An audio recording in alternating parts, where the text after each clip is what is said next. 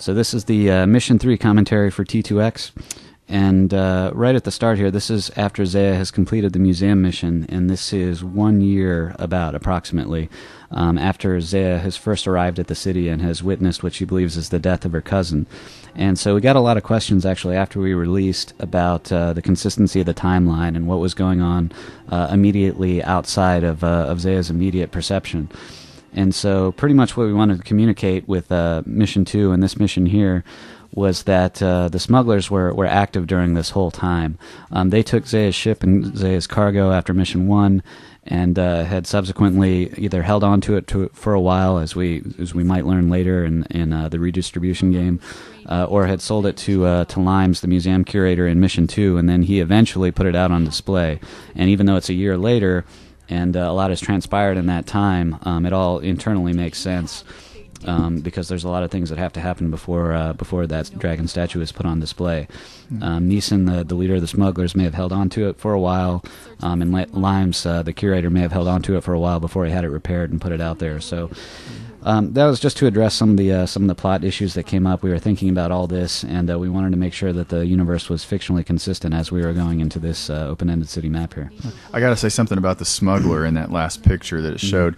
One of the guys that did a lot of the artwork for this particular briefing, and then some later on, was a friend of mine named Randall, who, again, another guy who really has never played Thief, doesn't know anything about the Thief universe. But that smuggler in that picture, I swear it is a self-portrait. It looks just like the guy. And, it's just funny to me when I'd forgotten that he had done that, but he's got kind of a cameo there in the briefing. But that guy did a lot of the artwork for the briefing, or quite a bit of the artwork for some of the briefings. Yeah, he did quite a few. The rest of the drawings in here, I think, were actually done by Broken Arts, who also did a bunch of briefing artwork for us. And this ended up being one of our more ambitious briefings. So we have like 6 or 7 drawings here, and we had to pare back at the end and reduce some of the scope of some of our briefings. But this one remained intact, which is fortunate. Right. Yeah, we did have to cut a lot of artwork just for time purposes. We were running out of time to release, and there's so much artwork. I mean, it was amazing how much material was done just in the amount of time that we had. But I was happy with them. I mean, they're not obviously Rust Monkey is kind of known for the Thief. Is that the name? If I got the name right, Rust Monkey that did the. You're looking at me like you have no idea. For the original games. For the original games, no. Rust Monkey was the company formed by Dan Thron and the original cutscene guys who did the cutscenes for the Thief games. Yeah. And by the time Thief 3 came around, they had their own company. Yeah, and we definitely tried to emulate that, though. So here we have... you were looking back over her shoulder there at a place you walked through in Mission 1, so there's a little connectivity there. Yeah, it was important for us to maintain kind of a real internal consistency between the missions, so wherever possible we exported and imported different pieces of maps as overlook sites into other places, and that way the world would feel connected and consistent. So in this case, there's a part of Mad God's Mission 1 that you start out overlooking at the start here. Some maps that didn't work as well, like for Mission 2, the museum mission that took place in Aldale, like a wealthy section of the city, didn't really fit anywhere else. But most of the maps, I think, appear in more than one spot in some form or another. Ice arrows. The elemental catalyst. Yeah, so we had a really difficult problem determining what kind of inventory items we wanted the player to have, because there's a really hardcore contingent in the community that doesn't want Thief gameplay changed or broken in any way, but at the same time we didn't want to present the same old tired thing. We wanted to present new inventory items and weapons and give the player new opportunities for emergent gameplay. So we had a lot of discussions at the start, and I think somebody, it might have been Doom, came up with the idea for ice arrows, which is the very first weapon that we designed, and we basically just wanted a weapon that would freeze AI and allow for a lot of different possibilities there, because that gives you the opportunity to run away or to use another weapon to shatter them, or just to create a good escape for yourself. But then the question was, how do we integrate, like, even that one single arrow, that one single weapon? Do we put it in addition to all of our other arrows? Do we replace one? Do we change the functionality of some of our existing arrows, like the water arrow, to an inventory item? How do we swap that around? And eventually what we settled on was the idea of this power-up, this elemental catalyst that would change your arrows, basically give them like new and enhanced properties. And so water arrows became ice arrows, and then later we had fire arrows becoming flare arrows, and so on. And that's not necessarily the kind of idea that would work in an original game if we'd been building a game from scratch, because it adds an additional layer of complexity on top of an already big inventory system. But in our specific case, we were developing an expansion pack, and one where we could pretty much assume that people had at least some degree of familiarity with Thief weapons and Thief gameplay. And so what it allowed us to do was basically retain all of the original Thief gameplay without changing it, but at the same time add this new layer on top of it, and add all these other emergent possibilities on top of it. So we had 4 new arrows that we could integrate seamlessly with this one simple press of a button through this inventory object, and it seemed to work pretty well. I'm seeing this is Dave's playthrough that we're watching here, and I'm just learning. Oh, I had no idea that water arrow was in that corner. And I beta tested this thing a million times, but it's just and just the different way that you're taking a different route and doing a little different than.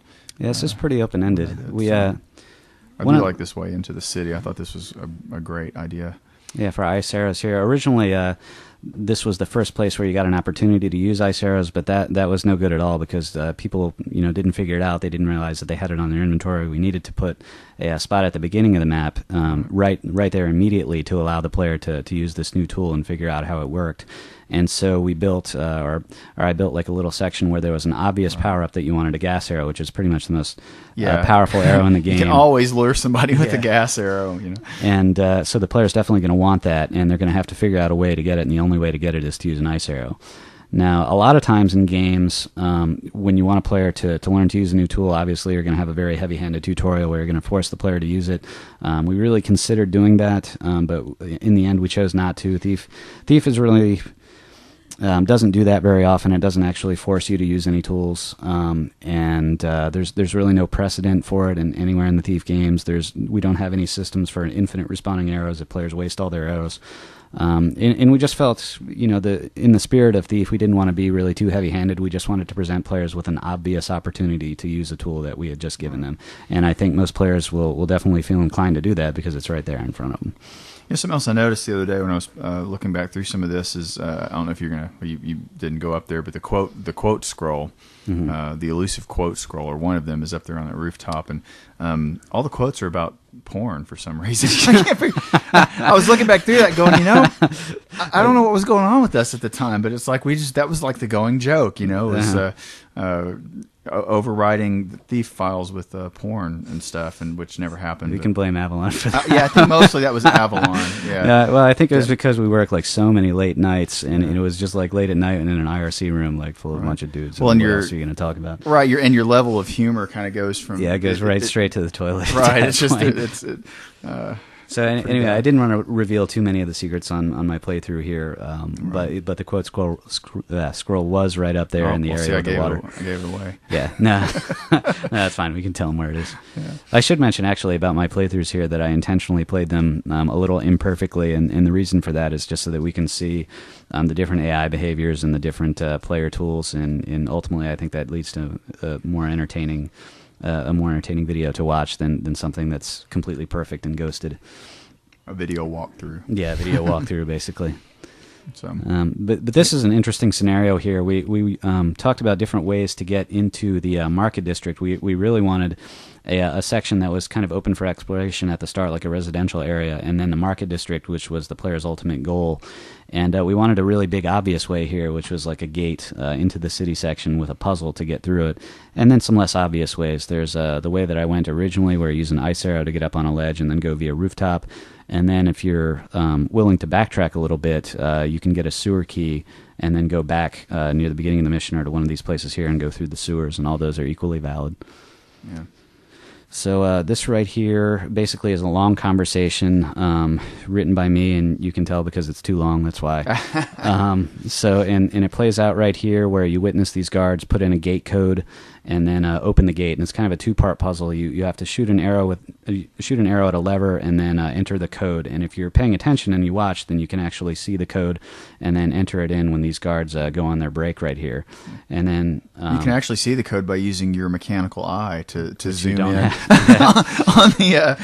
the thing. That was something that was an issue a little bit, but. Yeah, we thought the mechanical eye thing. We kept the player zoom in the game. We basically felt that any first person game pretty much that came out at the time had a zoom feature. We didn't think there was anything supernatural about it. We just left it in. It's her spyglass. It's a spyglass that she pulls out and uses when she. Yeah. So, and it's a little bit of trivia. The gate code here is my birthday. Oh, hey. So I didn't know that. If you happen to forget, there you go. All right. But again, with this, and Rain designed this level pretty much by himself, and we were really wanting to emphasize the openness and the just have it be as non-linear as possible, because again, we're getting ready to go into mission 4, which is the train mission, and even though there's some options there, again, you kind of feel like you're being herded in a way through parts of that. Yeah. So we wanted the mission 2 and 3 to again just give as many options as possible for accomplishing goals, and a lot of the vertical. I was a big fan of this mission because my favorite thief mission is Life of the Party, and a lot of people really enjoy that one just because of the Thieves Highway, and so I was real happy when we started play testing this to see echoes of that in the mission here, where you could get up on the roofs and really travel above the heads of the guard and look down on some of the conflicts and conversations and things. It really to me started feeling like Thief in this mission when I was able to do that, and I think the same is true for a lot of people. Yeah, I kind of wanted the city to exist on 3 vertical levels. There's the street level, there's the sewer level, and then there's the rooftops. And I wanted it to be very interconnected, but not really too interconnected. I wanted to force the player down to street level at different times. And the reason being is because if you stick too much to the underground or the Thieves Highway, you end up skipping a lot of gameplay, and you end up bypassing a lot of things that I didn't want you to bypass. So there's a lot of vertical movement, but you're going back and forth a lot, and I hope people were okay with that. And the same thing is kind of true of the way that I used water in this map, because it was possible for me to create like a canal system where there was like a big canal going through the whole map, but that's kind of what happened in Thief 2 and the ambush and courier missions, and I just kind of felt like that would lead to some boring scenarios, because if you fall down in the canal, it's like the AI has a hard time following you. You can kind of hang out down there and there's nothing going on. It's just kind of plain. But by keeping the water kind of segregated to these pools, I could kind of encourage you to use ice arrows, but not really allow you to escape any of the gameplay. They're just kind of these isolated little sections here. Mm-hmm. And here you see like an example of another open exploration area where you can use an ice arrow to bypass the water here to get some treasure. Right. Or not, if you don't want to. Or not, yeah, or not. And then the hardest piece of loot, I won't give away where it is, but it's in this area. And I might get it here. Yeah. Are you going to go get it? It took me forever to find this, and but of course, again, to me, in Thief 2, the exception was masks and casing the joint, but I just felt like in the Dark Project, it was really a challenge to get 100% of the loot, and some of the, not all the missions, but there's some of these where you really have to look pretty hard, and that was one of those spots right there where I just, and never in a million years would have thought to find it there. But then again, I'm not a very skilled thief player, so we got plenty of practice, so no excuses. Yeah. The other thing with this mission too is that that I remember it was actually an easier one for the plot team, because it was pretty straightforward. There's no mandatory conversations. There's nothing that Zaya has to read. In other words, we don't have to lead her into a particular room to read a particular book. She's just got to get to Kadar's shop. Yeah, and don't need many choke points. Yeah, it was real, and I remember there wasn't a lot of documentation for it either. There wasn't a lot of there were some readables in here, but not nearly what we had in Mission 2, which I think was a good balance, again, because you did feel, again, the way I play Thief, I feel compelled to stop and read every little thing along the way, and there was so much to read in the museum that it was kind of nice in this mission to not, that wasn't required, and we didn't leave a lot of books laying around. We just pretty much stuck to the sneaking and the rooftops and all that. So fictionally, one of the most important things to communicate was really the lockdown in the Market District, because I mentioned in the Mission 2 commentary that where applicable we wanted guards to be non-hostile, but here we didn't want to have a mission that was bereft of gameplay, so we needed hostile guards. So we came up with this fictional justification where the Market District was on lockdown due to the string of burglaries that are taking place inside. And actually in this map, one of the subplots that we have, one of the few subplots that we have, is the idea that these thieves are in these shops breaking in, so you're not the only thief that's on the prowl. Right. And very close to this location, actually, you actually witnessed two of the thieves steal some goods and then get jumped by the City Watch. Or, for all we know, it could be Garrett that's been doing some of that, too. So. Yeah, certainly. So also, speaking of non-hostile guards, we started out in the residential area, and we did want to communicate there that the player had kind of free reign to explore. So before the player breaks into the Market District, they can kind of look around and take in the sights and explore and not really have to worry about a level of tension until they get to where the hostile guards are. And we communicated that in a variety of different ways as usual. We mentioned it in the briefing. It's mentioned in your objectives. And then when Zaya actually breaks into the Market District for the first time, there's a voiceover again that clues you into the fact that the guards are going to be attacking you now. Right. Now, some of these signs, I don't know about in this. I think in this mission too. I know in some of the missions, particularly Mission 1, some of the signs for the shops. There's very few of them that aren't a reference to some people hate that, but most of them are a reference to something. I know for me, I did a lot of references to Discworld and some Terry Goodkind. I think even like Lord of the Rings, we were all pretty enamored with Fellowship of the Ring at the time. Conan the Barbarian, Conan the Barbarian. And but I think one of the shops was called like Weta-Bergen, because we were all watching the documentaries for Lord of the Rings and obsessed with Weta and just how great all that was. So and I don't know if you did that in this mission or not. I just a little bit here and there. Some of the store names I think you guys came up with, and then some of them I think were done by me. So it was a split. Yeah, and there's some of them that are obviously pretty obscure, but I know I can speak for Valletta and myself. We all pretty much always there was a reference to some fantasy literature or television show or a person or something like that. So again, it pays to kind of check out all those things just to see if you recognize any of them. Mm-hmm. So one of the things I was going for here with the aesthetic, this is a pretty good example of the general aesthetic I was going for in the map was kind of a more upscale Victorian Market District, and you can see kind of the Gothic architectural influences and the Victorian influences here, and I really wanted that to come through a little more strongly than it had in the original Thief missions and also in the earlier T2X Mission 1, where it's more of a poor section. When we originally wrote the plot document and the mission document for this map, the idea was to do partially like a market district and then partially like some warehouses. And the more I thought about it, the more I started designing it, I kind of felt like the idea of warehouses was really played out in shipping and receiving, and it would be a lot more interesting if we could go somewhere a little more upscale. Because Mission 1, when you first start, an unexpected shelter, you're right in kind of a poor, destitute area of the city. So it'd be nice, it's kind of a contrast to go somewhere that's upscale. And when you steal from the merchants, you don't feel as bad because they're the corrupt, greedy merchants, and obviously there's more loot for the taking here. Right.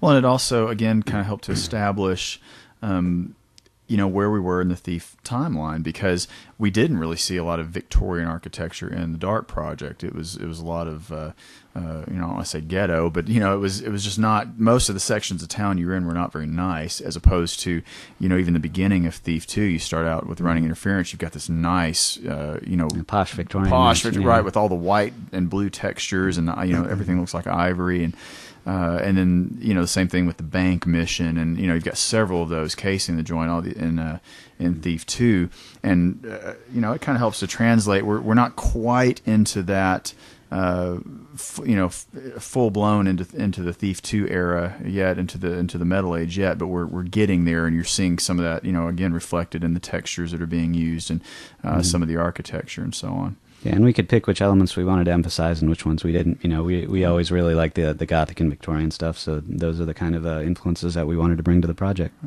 And a technical aspect here, since you're in this spot with all these lovely rounded arches that I don't think had been seen before really in fan missions, or that was something that was developed I think Avalon came up with that? Or Yeah, it was actually you? Avalon. Okay. Avalon actually came up with a way using DrawMed's clunky BSP-based editor to make some really smooth arches. Yeah. So we wanted to make sure that we showed those off in the museum map in here, especially. Right. So there's a lot of really super rounded arches. We're not limited to 8 and 10-sided cylinders anymore. We have 16 or 20-sided curves, and that lends like a really unique aesthetic to the project. I think it makes a big difference in some areas. And I don't know if I haven't played a lot of fan missions since then, so I don't know if that's something that's been adopted very much at all. Not that I've seen, but maybe. But hopefully it will be. But it's. I remember everybody was real excited about that, and I'm not.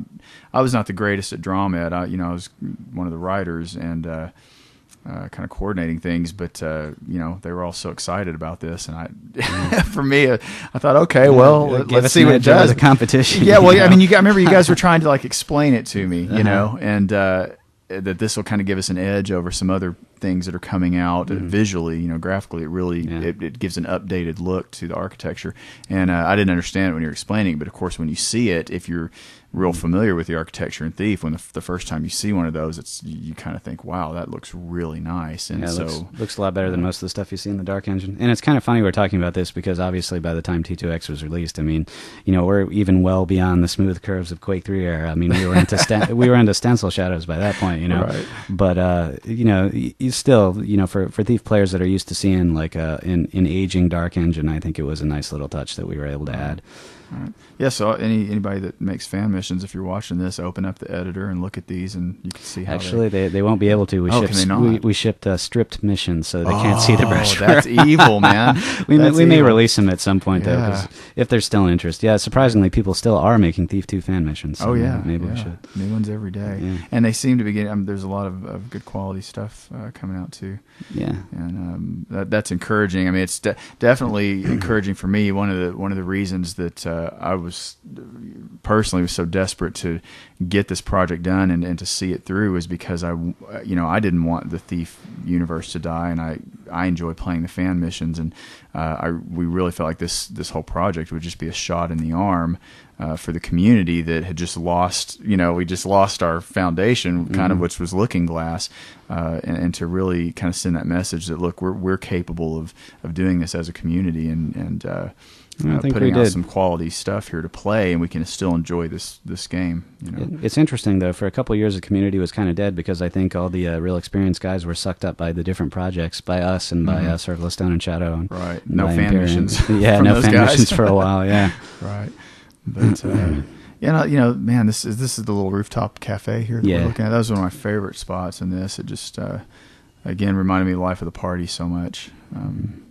Yeah, it's hard to get this vertical space in here and still allow the player to mantle up easily or use rope arrows to get up here. But there's a few spots where it seems to work pretty well. But there was a sense. I think one of the things that so many people enjoyed about Life of the Party was, there's something about being on a rooftop in the dead of night in the city that makes you feel like you own the place, and you really feel like a thief. I mean, it really does lend credibility to this illusion, this fantasy that you are a thief prowling the city. And I'm glad that we got this in toward the beginning of the game because it kind of lends that same credibility to Zaya, that she is capable of going out and kind of mastering the night and mastering the rooftops, and that she's up to the task that's before her. And this was good. There was just a lot of variety of gameplay in here that is very reminiscent of that one of the that favorite mission from Thief 2 for so many people. Yeah, that was a great map. Yeah, it's interesting talking about that because there were a lot of different versions of this map. It was actually one of the first things I worked on in T2X. I was mission design lead, and I wanted to delegate as much as possible, but I wanted to do at least one map. So I built an early draft of this, and the original draft was actually bigger in terms of its street layout, but didn't have nearly as many places to explore and not nearly as many nooks and crannies. And as I developed different versions of this and different drafts, the street layout kept getting simpler and simpler, but the connectivity of the rooftops and the intricacy of spaces kept increasing until finally this is the version that I think has the most little nooks and crannies to explore. So if you don't want to tally, I mean, you can go pretty much straight forward on the street. The layout of the city is basically like a big circle, so you're eventually bound to wind up at Kadar Shop. But if you want to explore and go to all these different places, then you can spend a really long time everywhere. I'm in the process of kind of editing some walkthroughs that have already been done by Nightwalker, and adding to those loot maps, and man, this map is a bitch to try to place all the loot in on that map that we've got. Trying to figure out which direction you're facing, what corner was that goblet in, and you're trying to make these maps, and it's like, oh gosh, it's just, you can really get turned around in it. But again, that's the personality of the city, that it folds back on itself, and the streets wind and twist and all of this. It just and that's something that's what we love about it. Yeah, you see in traditional medieval cities and Victorian era cities is all these little alleyways and nooks and crannies and places to go. It's not something that a lot of particularly Americans are familiar with, having these really tight, narrow streets and different places to explore. Well, it's the difference between a city that just happens and a city that grows. Right, it's exactly. Planned. It grows onto itself over time. Right. Yeah. Most medieval cities are not planned, and obviously the city follows that blueprint. You're going to talk about the audio in this too, because this was I felt like also the mission where we were really trying to really communicated to the player that we're trying to step up to the plate here with the soundtrack and really. Yes, it was a very big plate with Eric Birch just doing the sound for the Thief games, but we definitely had a lot of sound ambitions in the very beginning. We wanted a separate sound team to do voices and ambience and music and everything else that's associated with the Thief game, and we had. Originally, we had an audio lead who didn't have really like the amount of time that was necessary to really dedicate to the project. He only really wanted to spend a couple hours on weekends, and it was just too ambitious for that. So after the first year, I think we really pretty much parted ways and assembled a whole new team of audio guys, a smaller team actually, a more dedicated team. At the end of the first year, we had, I think, 40 ambient tracks, about 5 of which were useful, because people were making audio tracks, and they were like all different compressions, like stereo instead of mono. They were Radio saved Shack wrong. microphones. Yeah, Radio Shack microphones. It was just horrible. Audio was like completely in crisis, and we had 2 voices, both of which were done by Lone Star kind of on his own, and Lone Star wasn't there to help us because he actually sold his audio equipment and left the community. So we were in a bad way for audio after the first year. Mm-hmm. So we started over, and we got Paul Fox, who'd helped me out on the Inverted Mans. He's an incredibly busy guy, but always does great work. Really phenomenal sound guy who was able to help us out part of the time when he had time. And then a few other people like Keeper Crimson did a whole lot of audio, and a bunch of other guys did a number of tracks for us to really help us out. Well, and in a game like this, I mean, Thief, kind of lives and dies by the sound. You know what I mean? Yeah. By the audio track, because it is, it's just so much of the immersiveness, if that's a word. Yeah. And for everything from the footsteps to the barks and just the different things, but also just even the wind whistling through the streets, and then of course in some of the pagan areas, you've got kind of the low hum of the. I don't know, whatever it is they use. You hear oboes and all kinds of stuff in Eric's soundtrack that he used string sections and all that. And you really, when you're trying to, again, we're trying to make something that was on par, or at least did honor to Looking Glass. And man, you've got to have crack audio. You've really got to have a good audio track.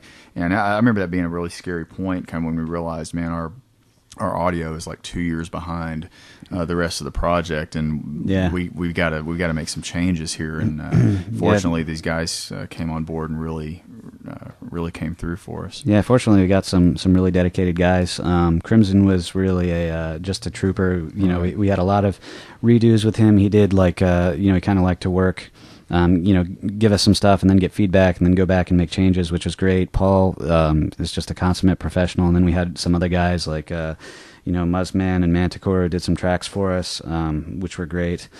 And, eventually we brought everything together. But it's kind of funny, though, the most tracks that people did were actually for undead maps. We had 4 times the amount of undead ambience than for anything else. We were always lacking for wind and basic museum or mansion backgrounds and stuff like that. We had to repeatedly go back and ask for them, but eventually we got it all. Everybody done. likes to make zombie noises. Yeah, like the creepy undead stuff.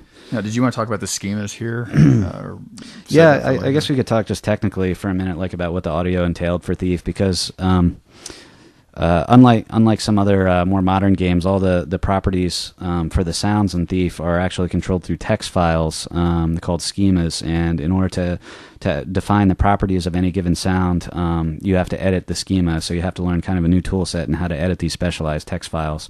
And when I did the inverted mans, like at the very beginning of T2X, kind of independently, I kind of experimented with that to kind of figure out what to do, and eventually ended up writing a tutorial on schemas and trying to figure them all out, specifically so that they could be used in T2X and we could make good use of them.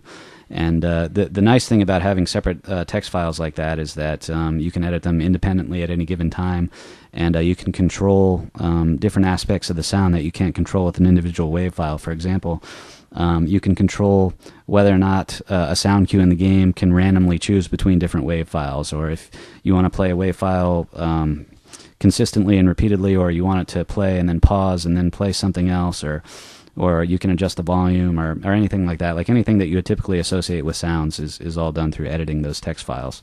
Mm-hmm. So that was kind of a technical hurdle that we had to overcome. One that was time consuming, not real challenging, but definitely time consuming. Yeah.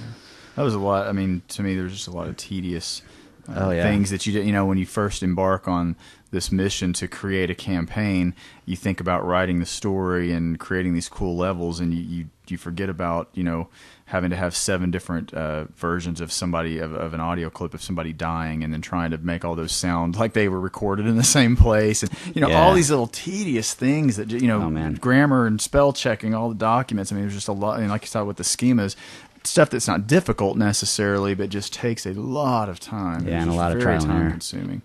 And, the voice acting in particular was just a nightmare because, like I mentioned, we only really had 2 of those voice tracks done. And we can't just take the voice files and put them in game. We needed to write a schema for them, and we needed to go through a post-process so those sound files would ultimately sound consistent with all the other voices in the game and sound like we wanted them to sound. So that is a really big, huge, tedious process. It's a thankless process. Unfortunately, we had at the very beginning a guy called Muzzman from the community who was really an experienced audio guy and had the most concise ideas about how to best go about that, how to best achieve like a sound for our voice files and get them sounding high quality and comparable to the original Thief and Thief 2 voices. Yeah. And we had a couple of odd ones here and there that when you hear them, you kind of go, "Oh wow, that could have been better." Well, there's an explanation for that, and that is that Muzzman. I basically appointed Muzzman to be the guy who took care of that process because he was by far the most qualified and most knowledgeable, and I helped him out where I could. But the problem was it was so boring and tedious, and he didn't have the time that he eventually left. He eventually disappeared, which really frustrated the hell out of me at the time because he was like the one guy who could control these voices. And so at the end, I ended up having to take over the slack. I basically took all the things that he taught me and did the best job I could post-processing the last of the files, but ultimately they're not going to be as good. And some you don't really notice, like if somebody records at the start and is really clear and doesn't have a lot of noise, then the post-processing job that I was able to do, I think, is comparable to the others. But when you have like the problem voices that sound like they're recorded in a bucket, like those I can't do much with. So, yeah.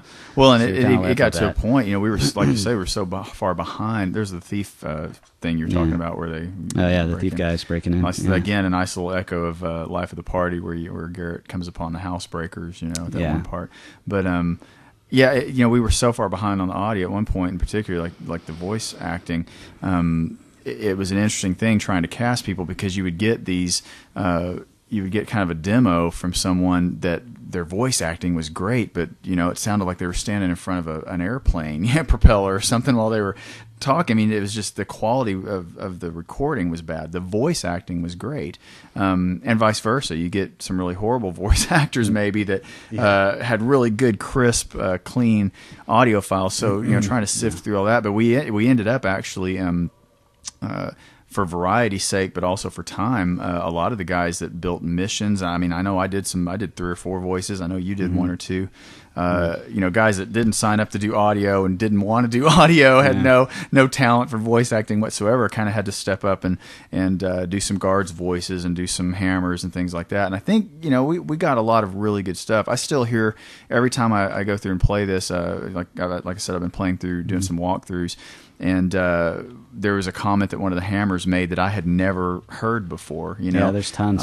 Which to me speaks of the volume of stuff that we were able actually to, in the end, to come up with, to create. That you can still hear new things every once in a while. Yeah, the problem really was not so much that we were behind, it's just that we were just like so ambitious and we were so damn stubborn, like we didn't want to scale back. Right. So in any given voice, like the average servant or noble probably has like 80 to 100 voice files, and the average guard has like 150 to 170. So that's a lot of not only recording work, but a lot of schema work and a hell of a lot of post-processing work. Right. So it was very much a pain to get all those in the game, but we did. We ended up with over 3,000 voice files. I think probably closer to 3,500 when all was said and done, which is just insane. I don't think anybody else would do that for free, if no matter what the reward was. I don't think I would do it again for free. I don't think so either. But there were some times too when you'd get an audio file that man, this guy's really good. I wonder if he can, he does a great guard voice. I wonder if he could also do a hammer, and maybe he only signed up to do one or two things, and in the end he ended up doing 8 or 9 different, maybe not that many, but doing a wider variety than he expected at the beginning, and being able to change his voice enough to make him sound different, and that was a real blessing too. To have some guys that were able to do that, and girls that were able to do that. Yeah, I think that was when we found somebody that we liked who was both a good voice actor and who was able to record without too much noise. We tended to reuse them because it was such a hassle to find new people and communicate exactly what they needed to do. Yeah, we had a special team that for guilt trips that we would we would assign. You need to get on this guy and really lay it on thick and see if you can get him to do some more stuff for us. It was interesting to hear all their personalities come through, because in the beginning, when I took over audio and was giving direction to people, I actually did a pretty bad job, because I assumed that people were kind of familiar with the Thief voices and would know the kind of lines, and people weren't. They would come back to me and say, like, well, what do you mean by grunt of pain? And it's like, well, how do I type that out, like in an email and describe what I need? But eventually, just through very specific direction, I think, and a lot of back and forth, we ended up getting what we wanted for the voices, and so hopefully you don't hear too many errors, if any at all. Yeah. And, even within all those, I hear things from time to time that, are kind of spoofs or takeoffs on lines from the original thing where, there's one, and I didn't even write it. It was a servant voice that I did, and I think Valletta or Toolhead actually wrote the lines for him, but where he's walking around talking about, he says, I don't know what everybody's complaining about. I like rat, because there had been some line in another one where a guy was saying something about eating rats. He wasn't going to eat rats. They were complaining about rat meat. Yeah. And so there's a lot of little things like that, but you just have to be in the right place at the right time, and that's nice for replayability, that you kind of get some. It's not like a lot of fan missions where you just had 2 people doing the voices and it's kind of the same thing over and over. We really wanted to have that variety because that's one of the things that distinguishes the original games, is the great voice acting, the wide variety of of characters. Yeah. Some funny, some serious. It's really kind of an eclectic mix of characters. Yeah. We didn't really have a standout like Benny in the originals, but you can't really copy Benny. Yeah. I think we had a few people that were pretty funny. I think, I don't know, one of my favorite voices, I think, is actually the one that Lazarus did for us, which was one of the smuggler voices. Just, he said he went for, what did he say, like Clint Eastwood with lung cancer or something like that, like in order to get it right.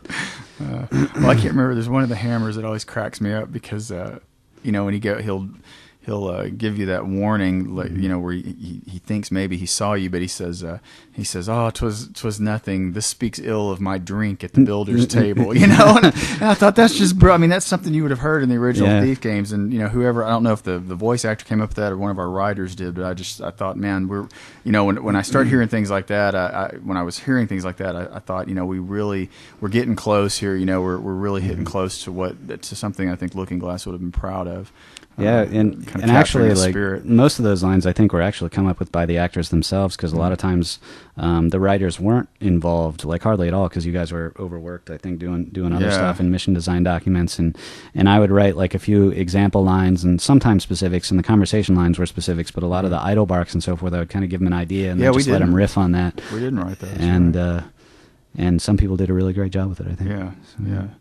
Some pretty funny stuff. I was happy, for it to have gotten to the point where it was. I mean, it was just neglected for a while, and then for it to have come out the way it did, I was real pleased.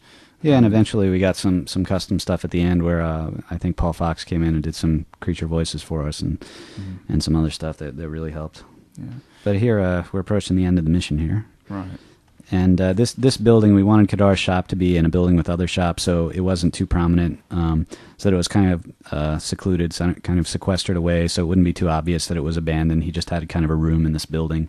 Right. And we wanted basically only two entrances in. There's two ways you can get in. You can find the locksmith on one side of the city and steal a key to the front door, or if you go through the city in the other direction, you can go to the Hammerite building and make a lever that'll open the portcullis on one side. Right. Well, and there were also some questions, because obviously a year has passed. How is Kadar's stuff even still in this building? I mean, wouldn't he have been evicted and his stuff thrown out in the street at this point? But I think we do make a mention earlier on of him, prepaying rent, paying rent forward or whatever to yeah, we had to kind of gloss over that. It was a necessary kind of evil for plot, but tough thing. But we wanted to, but I think in the end too, it was trying to paint Kadar, that plus the text that we actually find in his shop here, kind of gives a little bit of character to him, in that he was somebody that would have paid ahead, 8-10 months or whatever. Mm-hmm. He didn't want to have business with the smugglers. He was a fairly honest guy. Had the curator pegged from the beginning that he was a little bit of a weirdo, Mm-hmm. And so I didn't mind too much that the idea of him prepaying that far in advance. But yeah. And so here's his shop, and just trying to reveal a little bit at a time along the way of what happened and how we came to the point that we were in the first mission where he was ambushed by these guys. Mm-hmm. And this is a pretty small shop. We just wanted to give the player the opportunity to steal a couple pieces of loot and not have to look too hard to really find the one critical piece of information, which was the papyrus that you find in the hidden compartment underneath the counter. Mm-hmm. Right there. Mm-hmm. You said Avalon actually paid you a rare compliment on this one. The man who he actually did. There was several drafts of this, and one of the biggest things I changed from draft to draft was cutting back the residential district in the very beginning, because I thought that was kind of a pointless space. I mean, it's good to have it there for exploration purposes and kind of set the mood, but really we wanted to get into the market district as soon as possible, and I wanted to expand the rooftop gameplay and whatnot. And there were a couple versions. There were two versions that were just radically different from each other, and when I uploaded the new one, Avalon seemed to like it, and I knew that I had kind of a winner at that point, because he never paid anything. Yeah, never liked anything. So out of all the missions I built, I think professionally and on a fan mission level, I think this is one of my favorites, if not my most favorite, just because this was probably the most labor of love, I think, and required the most time out of all of them. Yeah. So yeah, it was a fun one.